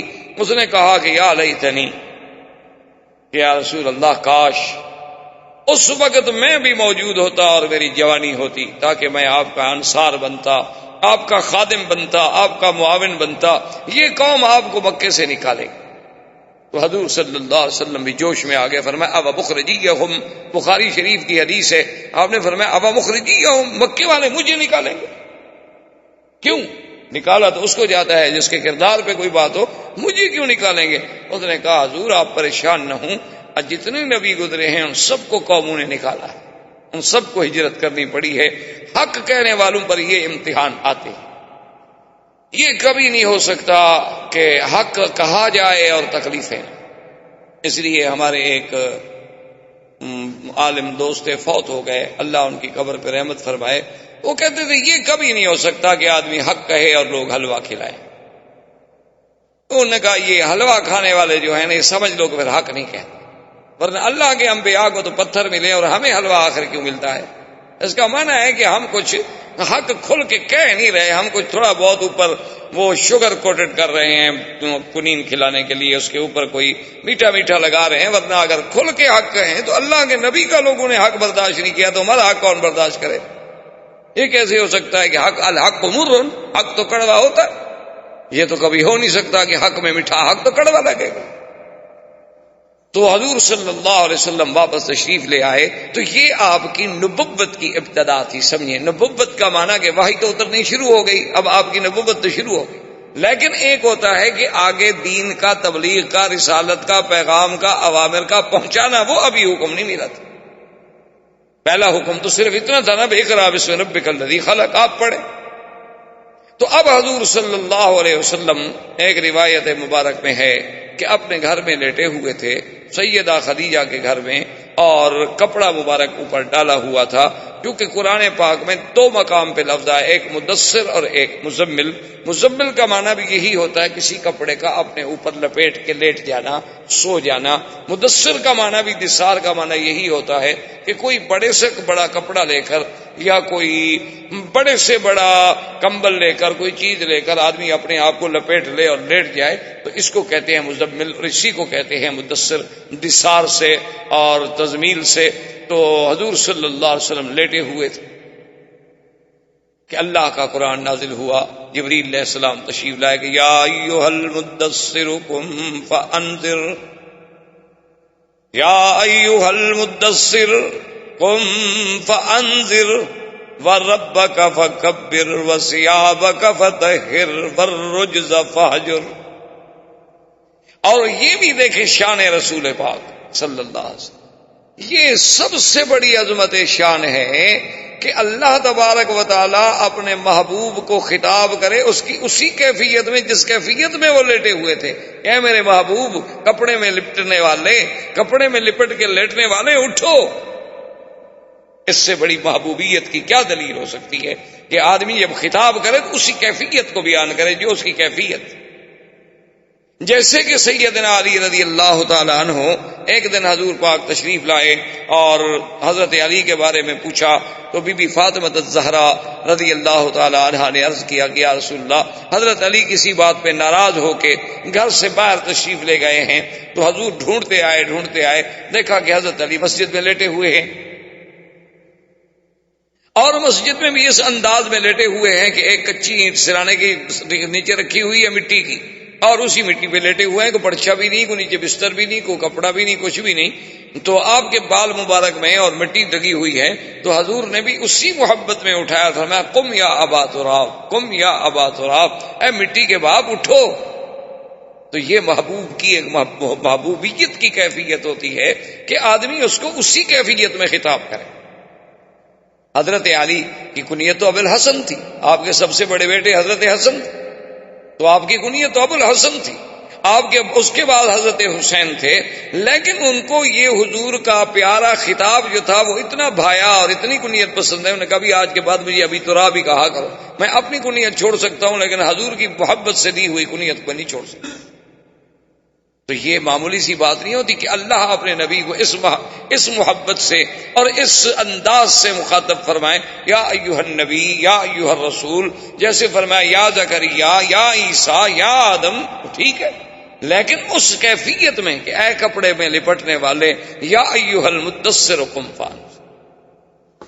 اور اس کے ساتھ ساتھ یہ بات بھی یاد رکھ لیں کہ جیسے ہمارے بعض دوست ہوتے ہیں نا جو ان نے اس کا ایک ترجمہ یہ بھی کرتے ہیں کالی کملی میں لپٹنے والے، تو یہ زیادتی ہوتی ہے، یہ ایک زیادتی ہوتی ہے، ہمیشہ سمجھا. کیوں قرآن کہتا ہے یا ایھا المزمل یا ایھا المدثر، اس کا معنی ہے کہ سی کپڑے میں لپٹنا. اب یہ اپنی طرف سے ترجمہ کرنا کالی کملی تو قرآن میں ایک لفظ بڑھانے والی بات ہے. یہ خدا بہتر جانے آخر انہوں نے کہاں سے لفظ لے لیا، اللہ ہدایت عطا فرمائے. کیونکہ شاید انہوں نے سوچا ہو کہ کعبۃ اللہ کا غلاف چونکہ کالا ہے تو حضور صلی اللہ علیہ وسلم کے لیے بھی ہم کوئی کالی کملی تجویز کر دیں. حالانکہ جو چیز قرآن و حدیث بیان نہ کرے وہ سیرت نہیں ہوتی، یہ بہت بڑی زیادتی ہوتی ہے. اور خاص طور پہ قرآن و حدیث میں کوئی لفظ اپنی طرف سے بڑھایا جائے، اتنی حد میں رہیں جو قرآن کہتا ہے. جیسے ہم نے ایک شہرت دے دی کہ آدم علیہ السلام نے گندم کا دانہ کھایا تھا اور جنت سے نکالے گئے، آسمانوں سے اتارے گئے. پتہ نہیں گندم کا دانہ ان کو کہاں سے مولوی صاحبان کو مل گیا. یعنی کتنی بڑی زیادتی ہے اللہ کے قرآن. یہی فرق ہوتا ہے ایک عالم دین کا اور ایک غیر عالم کا، کہ کبھی عالم اپنی طرف سے اضافہ نہیں کرے گا اللہ کے قرآن میں. اسی لیے آپ نے دیکھا نہیں، کبھی آپ پڑھیں نا ترجمہ تو آپ کو یوں لگے گا کہ ترجمے میں بھی سلاست نہیں ہے، تسلسل نہیں ہے، عبارت ایک دوسرے کے ساتھ جڑی ہوئی نہیں ہے. تو عجیب عجیب یعنی اوپری سی عبارت لگتی ہے قرآن کے ترجمے کی اردو میں. وجہ یہ ہے کہ جو جتنا ترجمہ کرنے والا محتاط ہوگا وہ اردو کی عبارت کا خیال نہیں کرے گا، وہ تو اللہ کے قرآن کے لفظ کا خیال کرے گا کہ بھی اس لفظ کا ترجمہ کیا بنتا ہے، آگے عبارت بنے نہ بنے. وہ اس کا محتاج ہے قرآن کے، اس کے لیے ہم عبارت بنائیں. اور ہم سمجھتے ہیں کہ کمال کی تفسیر تو وہ لکھی ہے نا جی، وہ جناب عبارت پڑھنے میں لطف آتا ہے، پتہ لگتا ہے نا کتنا سلیس عبارت، چاہے اس میں 20 لفظ اپنے ڈال دیے گئے سلیس بنانے کے لیے، حالانکہ وہ قرآن کا ترجمہ نہیں ہوتا. آپ تفسیر میں جو کچھ لکھیں، تفسیر کرنا الگ بات ہے، قرآن کے لفظ کا ترجمہ کرنا الگ بات ہے. ایک تو سب سے پہلی بات یہ سمجھیں کہ قرآن بھی تو خود ترجمہ ہے، پر ترجمے کا ترجمہ کرنا کتنا مشکل ہو جاتا ہے. کیونکہ اللہ نے نقل کیا نا کہ نوح علیہ السلام نے قوم سے یہ کہا، تو نوح علیہ السلام نے قوم سے کوئی عربی میں بات تھوڑی کی تھی، وہ تو سریانی زبان میں بات کی تھی یا عبرانی زبان میں بات کی تھی. اللہ نے اپنے نبی کے لیے وہ عربی میں ترجمہ کر کے نوح علیہ السلام کی بات کا سنا دیا، تو وہ بھی تو ایک ترجمہ ہے جس کو خدا نے کیا، پھر اس کے ترجمے کا ترجمہ کرنا کوئی آسان بات نہیں ہوتی. تو اس لیے بہرحال سمجھیں قرآن نے اتنا کہا کہ یا ایھا المدثر، بس قرآن نے اتنا کہا کہ یا آدم ولا تقربا هذه الشجرہ، اس درخت کے قریب مت جانا. وہ کون سا درخت تھا اللہ جانے، جب اللہ نے قرآن میں نام نہیں لیا تو ہم کہاں سے ڈھونڈ کے لے آئیں. یہ سب سے بڑی بنیادی غلطی ہے جس سے ہم گمراہ ہوتے ہیں، اللہ معاف فرمائے۔ اللہ حضرت شاہ جی رحمت اللہ علیہ عطا اللہ شاہ بخاری جب فوت ہو گئے اور قاضی احسان جب فوت ہو گئے تو قاضی احسان کے بارے میں ان کے ایک بڑے معتقد تھے اور بہت بڑے وہ ادیب بھی تھے، وکیل لائر بھی تھے، قانون دان بھی تھے اور سیاسی لیڈر بھی تھے اور بڑے اچھے رائٹر بھی تھے۔ تو انہوں نے شورش کاشمیری کو خط لکھا کہ میں قاضی صاحب کی یعنی سوانح لکھنا چاہتا ہوں، چونکہ قاضی صاحب کے ساتھ تمہارا بھی بہت بڑا تعلق تھا تو مہربانی کر کے ان کے کچھ واقعات مجھے لکھیں۔ تو انہوں نے شورش صاحب نے جواب دیا کہ سوانح ضرور لکھو، لیکن خدا کے لیے قاضی صاحب کو قاضی صاحب ہی رہنے دینا، یعنی سوانح لکھتے ہوئے یہ نہ کرنا کہ ما فوق الفطرت چیز بنا دو۔ اسی لیے یہ معنی نہیں ہوتا کہ حضور کی سیرت کا بیان اس انداز میں کیا جائے کہ ان کو مقام الوہیت پہ بٹھا دیں یا الوہیت کے قریب لے آئیں نا۔ نبوت کا اپنا مقام ہے، رسالت کا اپنا مقام ہے اور الوہیت کا اپنا مقام ہے، وحی کا اپنا مقام ہے، اس میں ہم ایک لفظ بھی آگے پیچھے نہیں کر سکتے۔ تو جب یہ حکم ملا کہ یا ایھا المدثر قم فانذر، اٹھو میرے مدنی، اب اٹھو، اب سونے کا وقت گزر گیا، اٹھو اور قوم کو ڈراؤ اور اپنے رب کو بڑا مانو، اپنے رب کی بڑائی کرو۔ ربک فکبر، رب کو بڑا کیا مانا؟ رب کو بڑا بناؤ، مانا یہ ہے کہ تمہارے اوپر ہر حکم تمہارے رب کا چلے۔ جیسے آپ گھر میں کوئی بات ہو نا تو بچے کوئی شرارت کر رہے ہوں تو اگلے کہتے بھائی عقل کرو، گھر میں بڑا ہے، وہی تمہارا بڑا بھائی ہے، بھائی تمہارا باپ موجود ہے، دادا موجود ہے، بھائی آرام سے بات سنو، بڑا بات کہہ رہا ہے۔ تو رب کو بڑے بنانے کا معنی یہ تو نہیں ہے نا کہ بات تو تم کافروں کی مانو اور ویسے اللہ اکبر بھی کہتے رہو، یہ رب کو بڑا بنانا نہیں ہوتا۔ اس کا معنی یہ ہے کہ آپ اللہ سے بھی دھوکہ کر کہ آپ نماز میں تو کہہ دیتے ہیں اللہ اکبر، لیکن آپ نے خدا کو کبھی بڑا سمجھا نہیں۔ خدا کو بڑا سمجھتے تو اس کی نافرمانی کیسے کر، گناہ کیسے کر۔ اب جب یہ حکم ملا، حضور صلی اللہ علیہ وسلم نے اپنی دعوت کا آغاز جو کیا تو سب سے پہلے اسلام لانے والوں میں کون ہے؟ سیدہ خدیجہ، اول من اسلمت، سب سے پہلے اسلام لانے والی بی بی خدیجہ۔ اسی لیے یعنی میں باہر کے ملکوں میں بھی اور کہیں بھی جب اللہ موقع دیتا ہے تو آج کل کے جو ہمارے جدید لوگ ہیں جو بڑے جدیدیت سے متاثر ہیں، جدید نظام سے اور جدید تہذیب کے بیچارے دل دادا ہیں، تو جنہیں بڑا غم کھا رہا ہے عورتوں کی آزادی کا، مساوات کا، وہ کہتے ہیں جی اسلام نے عورت کی شہادت کا حق نہیں دیا۔ انہیں بتاتا ہوں خدا کے بندے، اسلام نے تو عورت کو اتنی بڑی عظمت دی کہ میرے مدنی کی نبوت کی پہلی گواہ عورت ہے۔ سب سے پہلے اسلام لانے والی کون ہے؟ خدیجہ ہے۔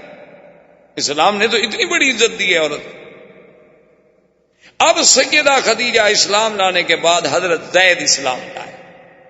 حضرت زید کون تھے؟ جن کا واقعہ پہلے ہم پڑھ چکے ہیں کہ زید ابن حارثہ تھے، لیکن بیچارے غلام بن کے آئے اور زید ابن محمد کہلائے۔ اصل میں وہ غلام تھے، پھر بی بی خدیجہ نے خریدا، بی بی خدیجہ نے انہیں آزاد کر کے حضور کی غلامی کے لیے وقف کر دیا، تو وہ بھی چونکہ اسی گھر میں رہتے تھے تو اس پر حضرت زید بھی اسلام لائے۔ اور یہ گھر والوں کی بات ہو رہی ہے، یعنی گھر میں گھر والوں میں سے اول کون اسلام لایا؟ سب سے پہلے بی بی خدیجہ، حضرت زید اور سیدنا علی۔ چونکہ حضرت علی رضی اللہ تعالی عنہ کو حضور صلی اللہ علیہ وسلم نے ابی طالب سے مانگ لیا تھا کہ چچا آپ کی اولاد بہت زیادہ ہے، اب اللہ کا فضل ہے ہم اپنے پاؤں پہ کھڑے ہیں، آپ اپنا ایک بیٹا مجھے دے دیں جن کی تربیت بھی میں کروں گا اور خرچہ بھی میں برداشت کروں گا۔ تو حضرت علی کو بھی حضور لے آئے اور حضرت علی نے بھی سیدہ خدیجہ کے گھر میں یعنی حضور کے گھر میں تربیت۔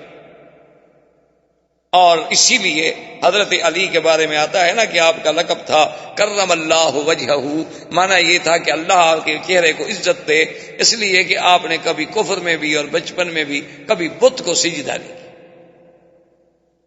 کیا، یعنی بچپن میں بھی، حالانکہ زمانہ کفر تھا لیکن اس کے باوجود بھی حضرت علی رضی اللہ تعالی عنہ نے کبھی کسی بت کو سجدہ نہیں کیا.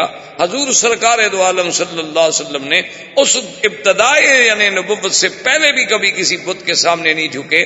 اور کبھی بلکہ ایک دفعہ جب راہب نے کہا کہ اقسم علیک باللات والعزیٰ، اس نے فرمایا خبردار مجھے لات اور عزیٰ کے بارے میں قسم نہ رکھ، انی ابغضہما، میں تو ان سے بغض کرتا ہوں، مجھے تو سب سے زیادہ نفرت ہے لات اور عزیٰ سے. تو حضرت علی نے بھی کبھی سجدہ نہیں کیا تھا، حضرت علی بھی اسلام لے آئے. اب حضور صلی اللہ علیہ وسلم کی بیٹیاں سیدہ رقیہ، سیدہ ام کلثوم، سیدہ زینب، سیدہ فاطمہ رضوان اللہ تعالی علیہن اجمعین، حضور صلی اللہ علیہ وسلم کی 4 بیٹیاں. اور یہ بھی ایک بڑا عجیب بات ہے کہ ایسے فرقے بھی روافض کے دنیا میں موجود ہیں جو حضور کی صرف ایک بیٹی کے تو قائل ہیں سیدہ فاطمہ کے، باقی بیٹیوں کا انکار کریں. اس کی وجہ کیا ہے؟ اس کی وجہ یہ ہے کہ اگر وہ اقرار کریں تو 2 بیٹیاں حضور نے دی ہیں حضرت عثمان کو، پھر حضرت عثمان کو بھی داماد ماننا پڑتا ہے، اس لیے وہ بیٹیوں کا انکار کرتے تھے، کہتے ہیں حضور کی بیٹی ہے ہی ایک. بھئی اللہ کے بندے، بیٹیوں کے بارے میں پوچھنا ہے تو باپ سے پوچھیں کہ تمہاری کتنی بچی ہے. بیٹیوں کے بارے میں پوچھنا ہے تو سیدہ خدیجہ سے پوچھیں، ماں سے پوچھیں کہ تمہاری کتنی لڑکیاں ہیں. بیٹیوں کے بارے میں پوچھنا ہے تو چاچا سے پوچھیں، قریبی عزیزوں سے پوچھیں، یہ تو نہیں کہ 1400 سال کے بعد ایک مولوی سے پوچھیں. تو بہرحال 4 بیٹیاں بھی اسلام لے آئیں. اب حضور صلی اللہ علیہ وسلم نے اپنی دعوت کا آغاز کیا کہ گھر سے باہر بھی اب بات کو رکھا جائے. تو جب دعوت کا آغاز گھر سے باہر کیا گیا تو سب سے پہلے ایمان لانے والے سیدنا ابو بکر. اور حضور صلی اللہ علیہ وسلم نے فرمایا، آپ نے فرمایا کہ دنیا میں ایک انسان ہے جس کو میں نے جب اسلام کی دعوت دی تو اس نے کوئی سوال نہیں کیا. اس نے یہ نہیں پوچھا کہ حضور وحی کب اتری، آپ کے پاس کیا دلیل ہے کہ آپ اللہ کے نبی ہیں، آپ کے پاس کیا دلیل ہے کہ واقعی وہ جبریل آیا تھا.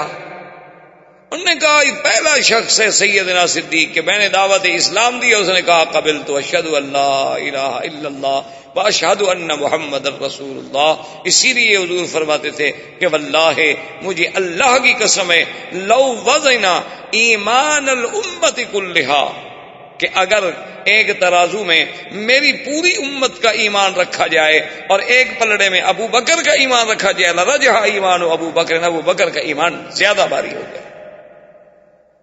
اور اسی طرح سرکار دو عالم صلی اللہ علیہ وسلم نے فرمایا کہ واللہ ما وطأ علی الارض احد بعد الانبیاء، کہ خدا کی قسم ہے اس زمین پر انبیاء کے بعد کسی افضل شخصیت نے قدم نہیں رکھا جیسا کہ ابو بکر. کیا مانا کہ اللہ کے نبیوں کے بعد مخلوق میں اگر کوئی افضل ہے تو ابو بکر رضی اللہ تعالی. اسی لیے علماء نے کہا ہے، بات کو سمجھیں، کہ اگر عورتوں میں اولیت دیکھی جائے تو خدیجہ کو ملے گی، غلاموں میں اولیت دیکھی جائے تو حضرت زید کو ملے گی، اور بچوں میں اولیت دیکھی جائے تو حضرت علی کو ملے گی.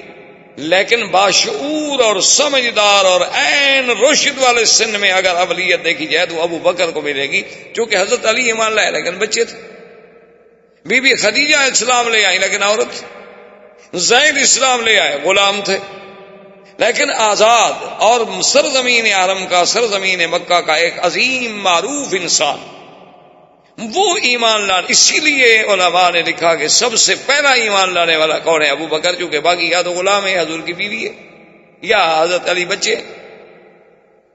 اور یہ بات بھی یاد رکھیں کہ سیدنا ابو بکر بھی ان لوگوں میں ہیں کہ جنہوں نے اسلام لانے سے پہلے بھی کبھی بت کو سجدہ نہیں کیا، بلکہ آپ کے والد ابی قحافہ وہ تو بتوں کو سجدہ کرتے تھے، باقاعدہ بتوں کی عبادت کرتے.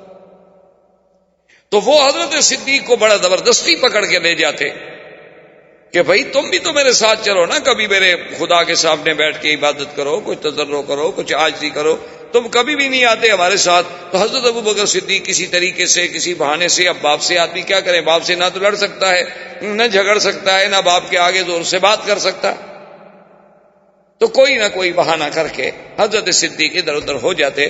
لیکن اتفاق کی بات یہ ہے کہ ایک دفعہ حضرت ابی بکر اپنے گھر میں تھے اور ابی قحافہ ضد کر گئے. انہوں نے کہا آج میں تمہیں کبھی نہیں چھوڑوں گا, تم جا کے میرے ساتھ میرے خدا کی بات, اور پکڑ کے لیا اپنے عبادت خانے میں.